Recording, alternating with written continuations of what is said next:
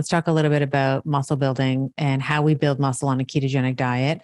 I think that this has been, we'll say, argued maybe ad nauseum in the fitness space around what are the requirements for muscle protein synthesis? What are the requirements in terms of carbohydrate intake, in terms of preventing the catabolic or, muscle protein breakdown, let's say, and the role of insulin and, by extension, carbohydrates play in that. So what are your thoughts? I mean, obviously as a natural bodybuilder, we've seen pictures. I've seen pictures of you, on stage, very lean. You got a lot of muscle.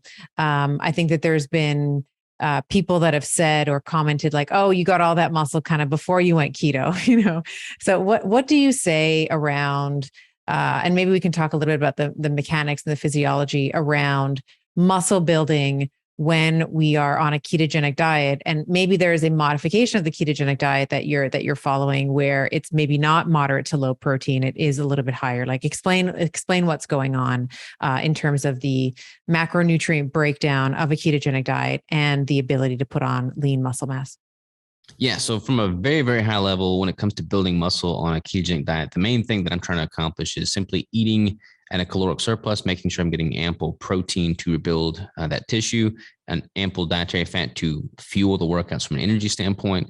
And then from a workout training standpoint, just simply providing enough progressive overload to give my body reason to grow and add more muscle tissue. So like, that's it from a very high level view. The naysayers that, comment on my post and say you built all your muscle with carbs, they're not wrong, but that's simply because I did so much training before I ever even found the ketogenic diet. Kind of like you alluded to earlier in our conversation, once you've been training for quite some time and you have more muscle maturity, your ability to tap into those newbie gains is diminished. I mean, I put on 20 pounds largely, which was muscle my first year of training, but that's not going to happen after I've been training for 5-10 plus years.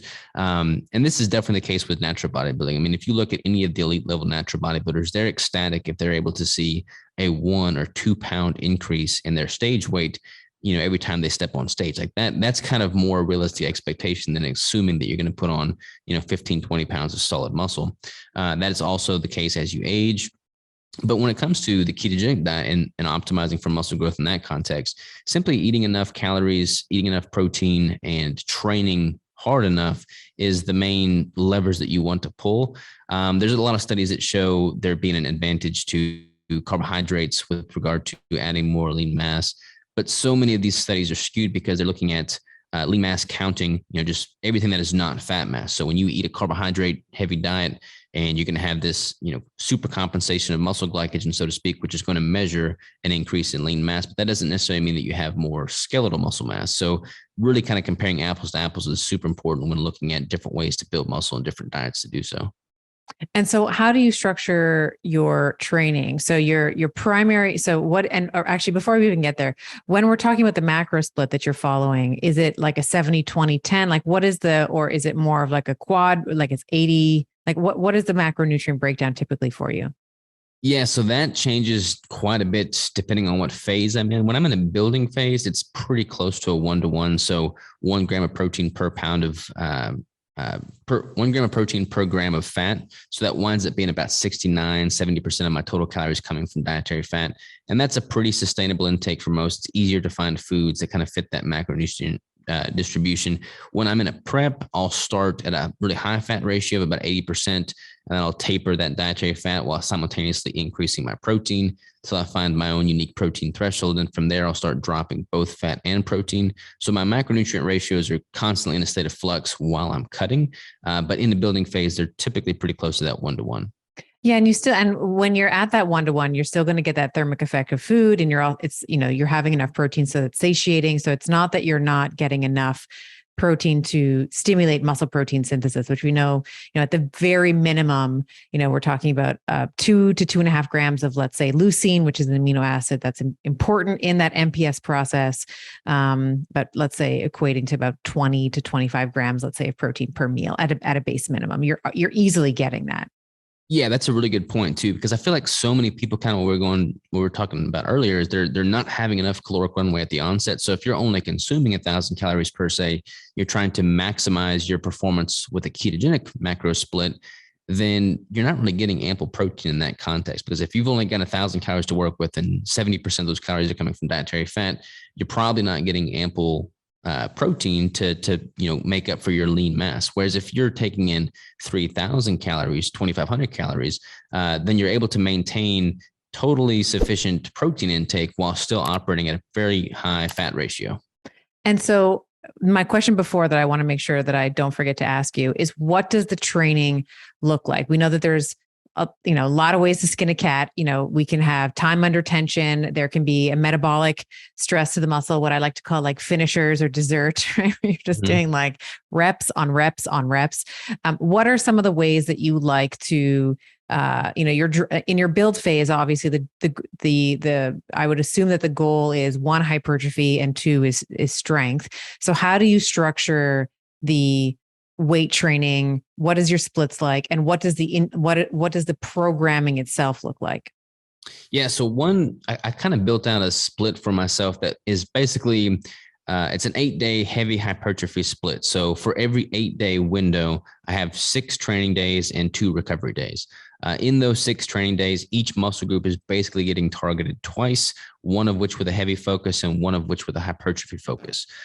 So kind of confusing, probably easier to draw that out for a visual. But basically over the course of an 8-day window, there's 6 training days, in which case every muscle group, like legs, for instance, is getting targeted twice, one of which with, fewer repetitions, but heavier weights, the other which being more of a slightly higher increase in, total volume via more repetitions, but a slightly lighter weight.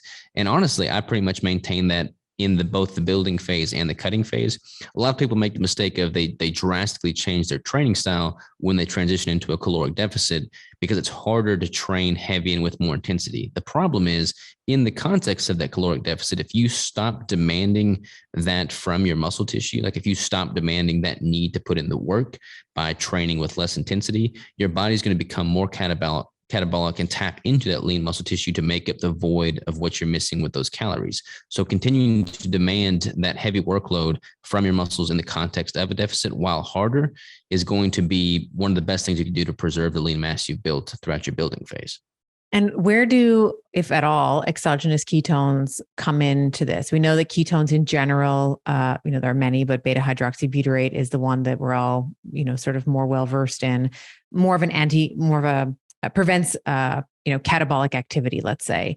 Do you supplement with exogenous ketones? Are you relying with your own endogenously produced ketones in prep and in your build phase and in the cut phase? I don't really use them so much in a cut phase, simply because I want to lean more heavily on my endogenous production of them. And when I'm in a caloric deficit, my ketones are through the roof anyways. Like I have very high circulating ketones in a caloric deficit. I've been playing around with exogenous ketones in the building phase, simply because I don't feel as mentally sharp when I'm at a pretty substantial increase in calories. And I like the way I feel with the exogenous ketones. So like, for instance, I've got a whole bunch of those ketone esters. So I've been supplementing with those prior to podcast recordings and just things that require more mental bandwidth. And I feel like I've seen a benefit in that regard. So I'll have exogenous ketones then, but I don't really use them so much from a performance standpoint with regard to my training. I feel like Wonder Woman when I take them. Like I'm always, if I do, I tend to work out fasted. It's just not for it's just when it fits into my schedule. Like when I train is in the morning. And if I don't train in the morning before it's time to get the kiddies, off to camp or whatever it is, or off to school, then, it can happen in the afternoon, but it's less likely because there's usually calls and things like that I'm pulled to. So I find that when I supplement, and even if I'm just sort of checking in with myself, like what's my perceived, rate of exertion? How tired am I? Did I sleep well? Whenever I take some exogenous ketones, I always hit PRs. Like I always feel like a monster. I can get into beast mode really easily. And it's always like, I feel like, there's that scene. I don't know if you're a comics nerd, but there's this scene in the first Wonder Woman movie where she basically like lifts a truck and she's about to throw it at like the villain or whatever. Like I literally feel like that in that scene, but I have that kind of power with ketones. Well, I'd say keep doing it then for sure. Are you doing like the esters or the salts? I'm doing the esters. So I have played with, I like salts. I like Dom's product, the Audacious, I think it's Audacious Nutrition. His wife had sent me a bunch. I love them. And then I've been playing with the esters as well, because I used to take esters years ago, and it felt like I couldn't stomach them. Like it just tasted like battery acid. Like it just was awful. But there's a company called HVMN or Human, I guess. And I really like their product. Like it's still got a little, it maybe feels like you're drinking a little bit of a mixer. Like it still you can sort of still taste that bit of alcoholic kind of, it tastes a little bit like you're having a bit of a cocktail at 7 in the morning. Yeah. But it's not jet fuel. It doesn't feel like you're drinking, battery acid or something. Yeah, they've done a pretty good job making it much more palatable. I mean, when they first sent me a sample, it was like I would have to be paid to choke that down. Now yes. I'll typically have like a serving of that prior to a podcast, and it's not. I make a face when I drink it, but it's not intolerable. Yeah, it's not intolerable. I like that. And that's such an improvement to be able to say that it's not intolerable. Is such an improvement than before. It was just awful before.